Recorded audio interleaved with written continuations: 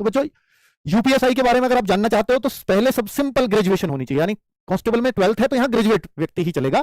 21 साल minimum age होनी चाहिए, 28 साल मैक्सिमम एज। इस बार 3 साल की छूट दी थी, वो अलग बात है। तो यहां 5 साल छूट मिल जाती है ओबीसी एससी एसटी को, यानी 33 साल तक के लोग इसमें फॉर्म भर सकते हैं। इसमें पोस्ट कौन कौन सी आती है? सब इंस्पेक्टर सिविल पुलिस जो थाने चौकी में होती है, एक प्लाटून कमांडर होता है, उसको पीएससी में एसआई की पोस्ट होती है, उसको बस प्लाटून कमांडर बोलने लगते हैं। फायर स्टेशन पे एक ऑफिसर होता है, सेकंड ऑफिसर बोलते हैं, एसआई रैंक का। तो ये 3 तरह की पोस्ट इसमें आती हैं। चलिए अधिकतर सिविल पुलिस ही होती है वैसे।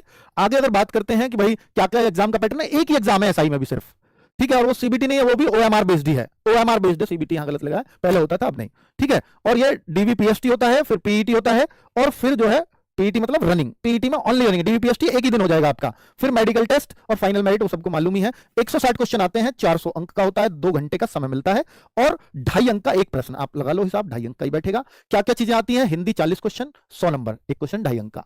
आगे देखें, मूल विधि, संविधान, जीके सब मिला के 40 क्वेश्चन, 100 अंक हो गए। और मैथमेटिक्स 40 क्वेश्चन, ये प्योर 40 क्वेश्चन आते हैं मैथ के, 100, और रीजनिंग 40 क्वेश्चन, 100। तो इस तरह से 400 नंबर का पेपर हो जाता है, 160 क्वेश्चंस हो जाते हैं। और यहां हर सब्जेक्ट में 35% लाने होते हैं, नेगेटिव मार्किंग यहां भी नहीं होती। 50% ओवरऑल स्कोर का, यानी 200 से कम पे मेरिट नहीं लगेगी कभी।